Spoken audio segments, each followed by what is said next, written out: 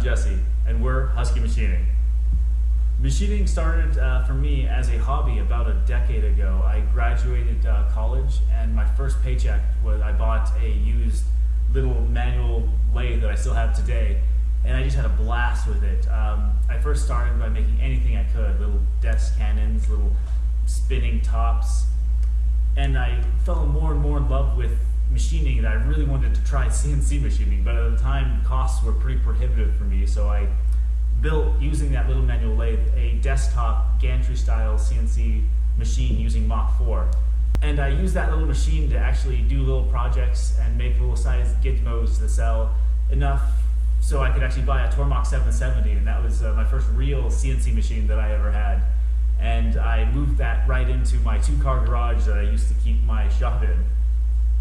And it was around that time I met my wife, Lizzy, here. And she got into the CNC learning with me and started making some projects with the Tormach, and it had a real blast with it too. So much that we decided to move to a house specifically that had a 1,500 square foot shop, and that's where we are here today. And as the shop started to grow, I bought myself a Fadal XT15, 1997, and that was my first VMC with a tool changer, and I had a huge blast making parts with that. But then unfortunately later that year we had a shop fire that took out most of our shop from a faulty electrical cable going to a computer, unfortunately. So we learned the lesson of being underinsured. Thankfully we had insurance, but we didn't have much, so we ended up buying about $20,000 worth of supplies and rebuilding the shop ourselves over the 3 or 4 month with a scissor lift and a forklift that we got at an auction nearby. So our niche at Husky Machining has always been relatively smaller parts, usually about a basketball size or smaller, usually high complexity and sometimes high tolerance. With the CMM, it's really opened the world of making sure we're hitting those tenths that we think we're hitting. And of course, with our 5-axis trunnion Haas machine, we really does let us open up to the more complex parts that we get to play around with here at Husky Machining. So a normal day would be, I accept a job over here at my CAD station. I'd spend the next little bit camming up the parts, running back and forth the machine, getting it set up, loading the tools, and making sure that everything runs smoothly without crashing, of course. Then the parts usually would go over to inspection, and that's where Lizzy usually helps me out. Yes, we usually do the inspections together, review with usually our CMM machine, but sometimes just the calipers. And then we get the parts loaded, ready for shipping, and get them out the door. Yes, I also handle the data analysis for our shop, so all the profit, expenses, that sort of thing. And all purchasing. Yeah, I do most of the purchasing for the shop as well, and any other sort of business paperwork. So come on, have a tour of our shop.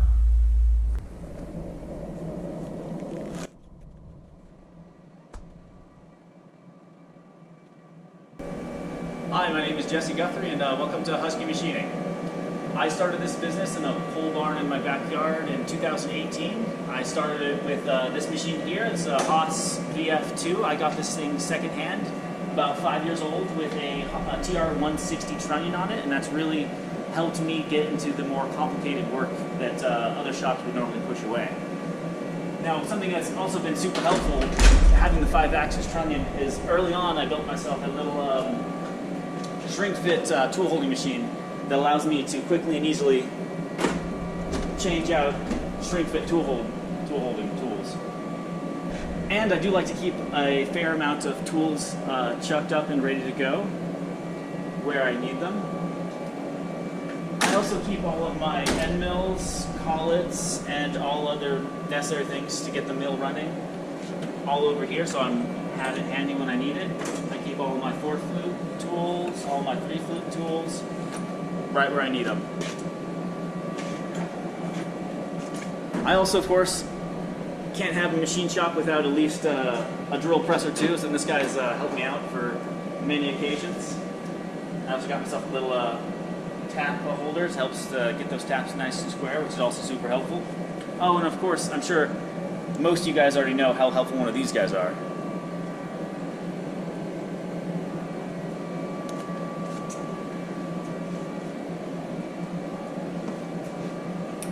I also try to keep a fair amount of material on hand, especially in the 6061, the 303, and the 304, because those jobs just come up so often. So I keep a fair amount of that material on hand. I also got Lifty here, which is my scissor lift I use to not only build the shop, but to do everything from, I don't change light bulbs, but if I needed to change a light bulb and get it out there. I also like to keep the shop fire safe, so everything flammable does go into a designated fire container, which is utmost for safety. Come on over here.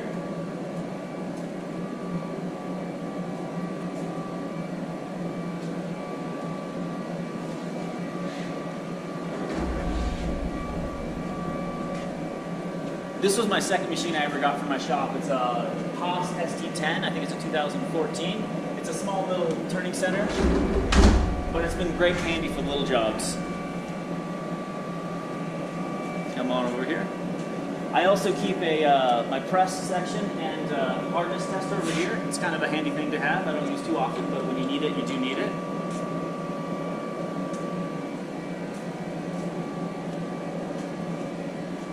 This guy was the third machine I added to my little garage arsenal, and it's been a godsend. I hated every time I had to take off my trunnion on my VF2 just to do some simple plate work. This has made that job, that machine, so much easier to use. Doing op2, doing op zeros on this, it's been a beautiful little 3-axis machine for me. I also built myself a 1-ton bridge crane a long time ago, just because I needed to be able to get off the trunnion. And that's also been super handy for every time I don't have a forklift or any other way to lift heavy material.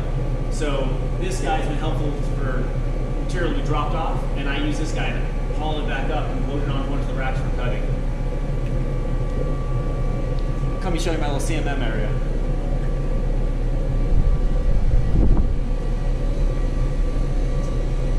This is the newest addition to my shop. It's an optical CMM with laser and touch probes.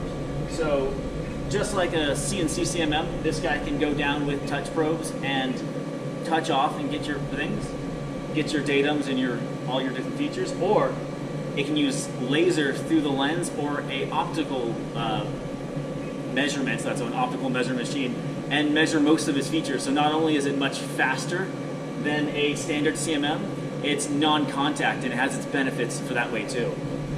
For me, it's my first CNC CMM, so I'm just in love with the thing. I used to have a manual one, and it was a good machine, but slow and tedious every time you had to touch off everything. In fact, actually, this is my old CMM. When I upgraded to the new one, I decided to keep the old branded around because it's just so nice to be able to use as an inspection area. As you can see now, I use it daily as my inspection area. You can kind of see over here I got a few 3D printers too. This is more my lab area. I keep glassware, some basic chemistry things you need if I wanted to anodize a part or strip some chromatic acid off or something. I can do some basic chemistry stuff here. And this is also my shipping area. It's right over here. That's where I keep all my shipping supplies, boxes, gloves, all the other things I need to get the parts out the door once it's been fully inspected. Come on over here.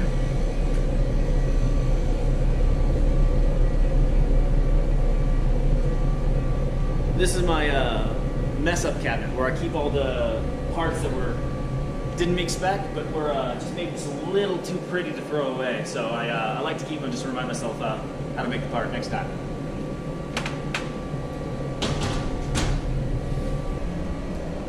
And I guess actually the newest addition to my shop is this nice little AC unit.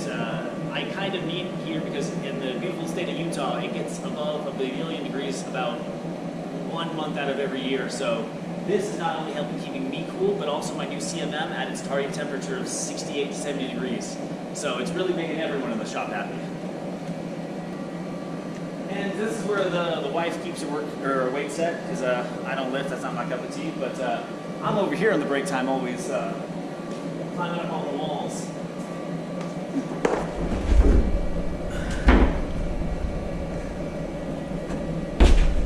Oh, and because this is my shop, but also my home, some of my personal projects end up finding their way into here, whether I need something milled or I need the whole project built in here, I usually end up having this bay for my project section.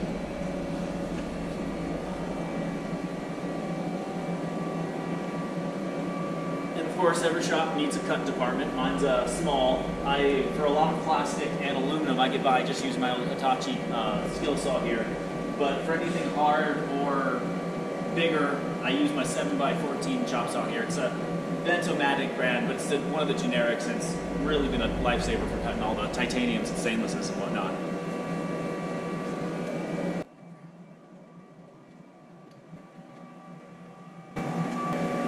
This was this was my first machine tool I ever bought. A month after I graduated, I was spent most of my time looking on YouTube at all cool videos of which I didn't know at the time, which was machining, manual and CNC.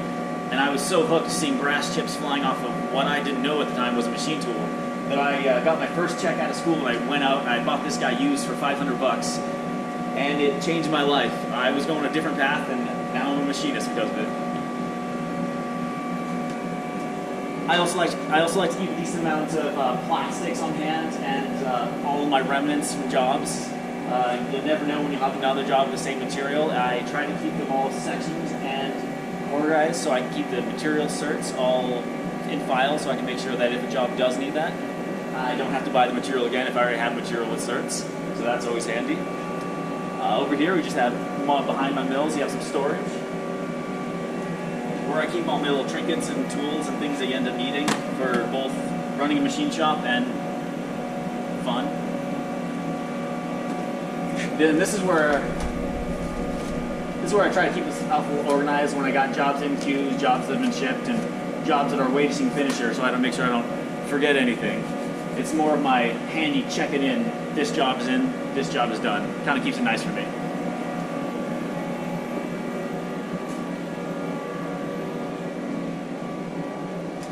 And because I am a little shop here running on a 30 feet by 50 foot shop on my property. It's a pole barn I built about 4 years ago. And we don't have three-phase 240 out here, but we do got, I do have 200 amp single phase. So I got a 40 horsepower phase converter here and the motor outside because it's noisy as all it can be. But this thing is actually the heart of my shop. Every morning come up here and pop that guy on.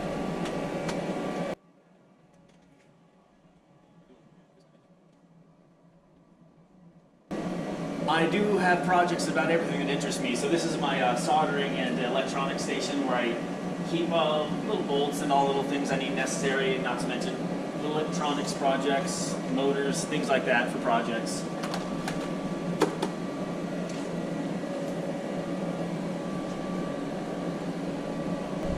I also have a 1 meter by 0.6 meter CO2 laser cutter I use here mostly for cutting packing supplies for jobs, either foam or acrylic for boxes.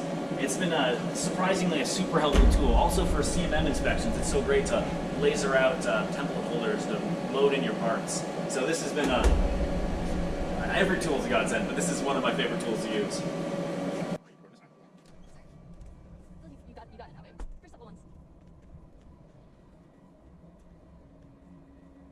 This is where I keep my 15 horsepower Quincy. I got this used at an auction years ago. I think it's 20 years old and it's still pumping out like a champ. Doesn't give me no trouble. Over here.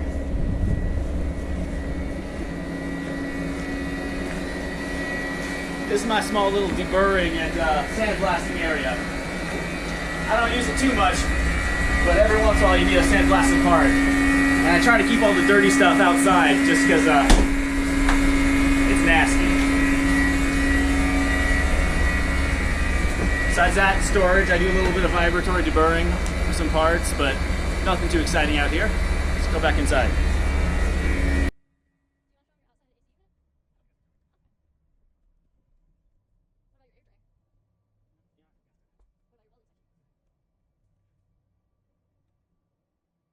It's always good to have a welding table, even if you don't need to do any welding.